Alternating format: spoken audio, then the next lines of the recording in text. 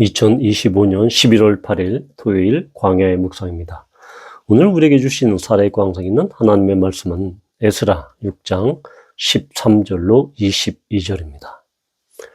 다리오 왕의 조서가 내림에 유브라데 강 건너편 총독 다뜨네와 츠달 보스네와 그들의 동관들이 신속히 준행하니라.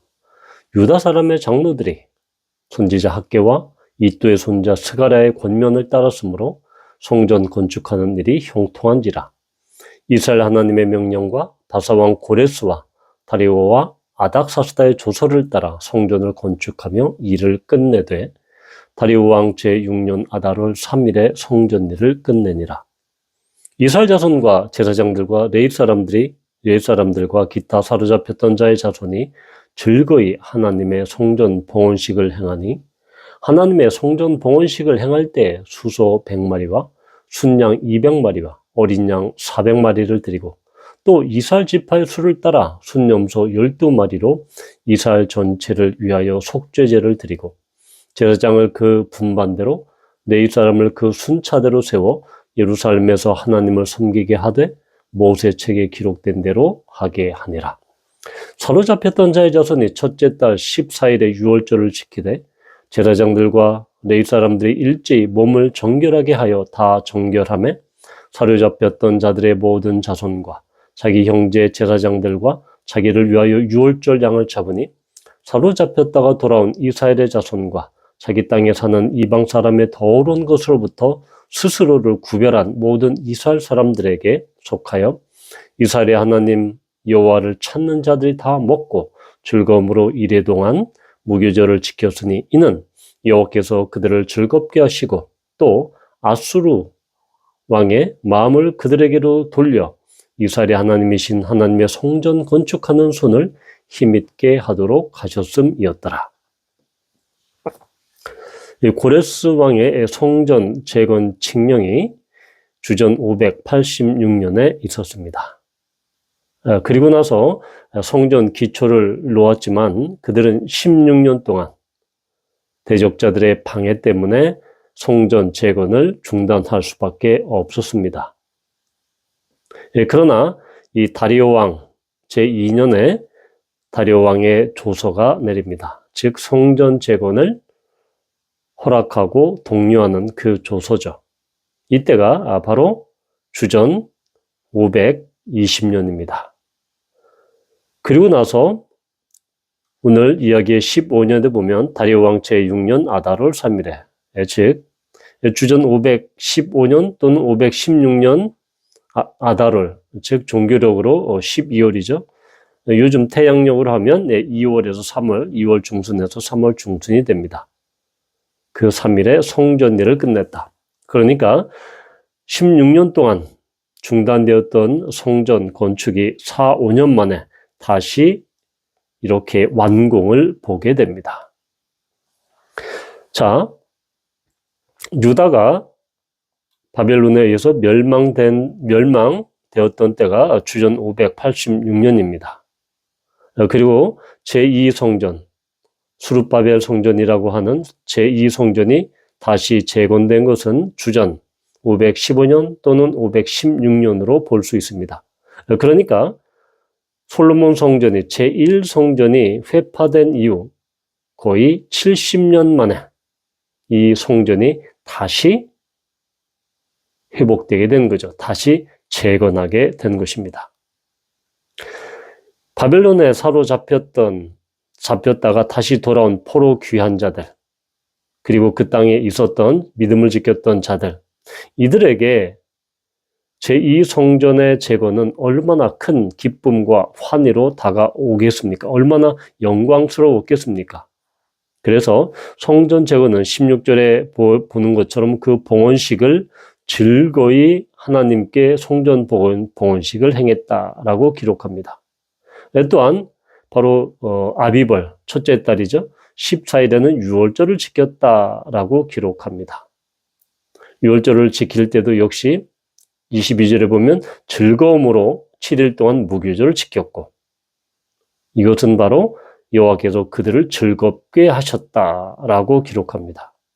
즉 성전 봉헌식 그리고 유월절을 지키는 데 있어서 이스라엘 백성들, 특별히 이스라엘 백성 가운데서도 바로 사로잡혔다가 돌아온 자들, 오늘 이야기에서 사로잡혔다가 돌아온 자들, 사로잡혔던 자, 계속해서 사로잡혔던 자를 강조합니다.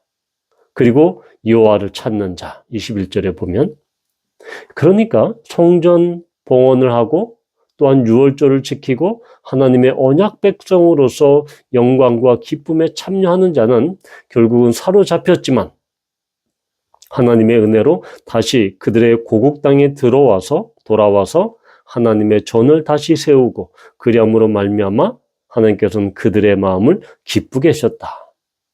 이 기쁨이다, 즐거움이다라는 것은 어떤 상황이나 환경을 보고 기쁘고 즐거워하는 것이 아니었다라고 볼 수 있습니다.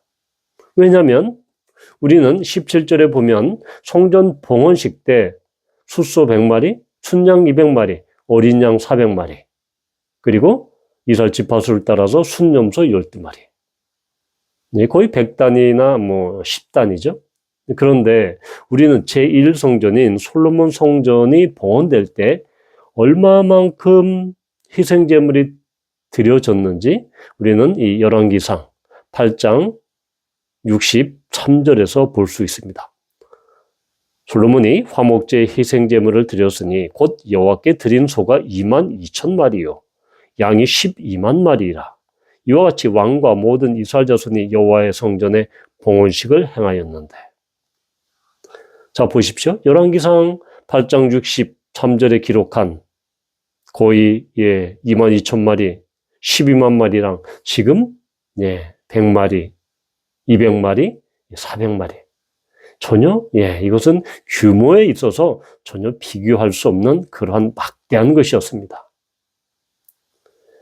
결국 이 이야기는 이스라엘에 사로잡혔다가 돌아왔던 이 사람들이 하나님 앞에 기쁨으로 성전 봉헌식을 행하고 유월절을 지켰던 그 이유는, 그 원인은 우리가 어떠한 큰 정말로 제1성전을 능가하는 엄청나게 럭셔리하고 엄청나게 광대한, 엄청나게 그런 위대한 성전을 봉헌한 그것 때문에 기쁨을 느낀 것이 아니고, 또한 엄청나게 많은 그런 동물의 희생 제물을 주님 앞에 드려서 주님께 그렇게 기쁨을 받은 것은 아닙니다.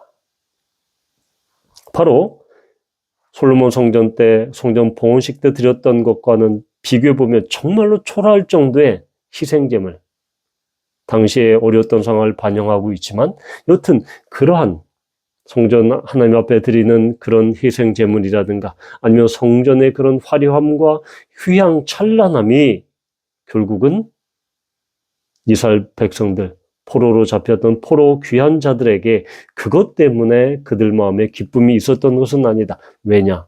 그것은 22절에 기록한 것처럼 여호와께서 그들을 즐겁게 하셨다라는 것입니다. 그러니까 이 즐거움이다라고 하는 것은 어떤 상황과 환경을 보고 즐거워하고 기뻐하는 것이 아니었다라는 것이죠. 바로 하나님께서 즐겁게 하셨기 때문에 기쁨을 고백하고 그것을 기뻐한 것입니다. 그러니까 이 상황과 환경을 넘어서 하나님께서 성전을 재건하게 하시고 하나님께서 주도적으로 이 일을 행하심을 그들이 직접 경험했고 또한 그것을 고백했기 때문에, 그래서 하나님께서 그들의 마음을 기쁘게 하셨기 때문에 기뻐할 수 있었다라는 것입니다. 이것이 바로 하나님께서 우리에게 주시는 그러한 주권적인 그런 기쁨입니다. 바로 우리도 이러한 상황과 환경을 볼 때, 때로는 이스라엘 백성들이 16년 동안 그렇게 성전 재건 공사를 중단하고 어려운 가운데 있었듯이 우리 가운데 정말로 하나님께로부터 말미암은 일이었지만 그것이 중단되고 어렵고 힘든 장애물을 만났을 때 우리가 포기하는 것이 아니라 그런 상황일지라도 하나님은 계속해서 일하시고 계신다라는 것입니다.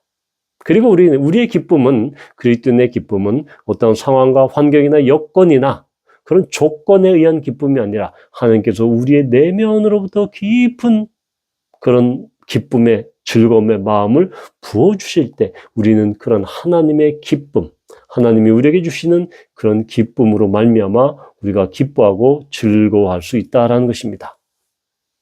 이러한 하나님께로부터 말미암은 기쁨과 즐거움이 우리 모두에게 충만하기를 기도합니다. 아멘. 아버지 하나님, 그렇습니다.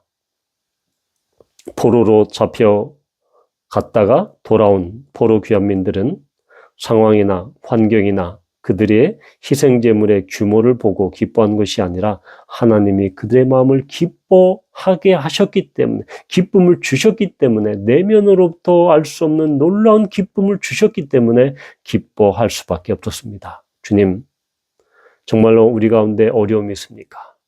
우리 각자가 가진 그런 어려움과 고난과 아픔과 절망, 그런 환경과 처지와 조건을 보지 않고 하나님께서 우리 마음을 만지시고 우리 마음을 터치하시고 우리 마음을 일으켜 세워주시고 기쁨으로 채워주심으로 말미암아 우리가 하나님께서 주시는 그 기쁨과 즐거움에 동참할 수 있도록 인도해 주십시오.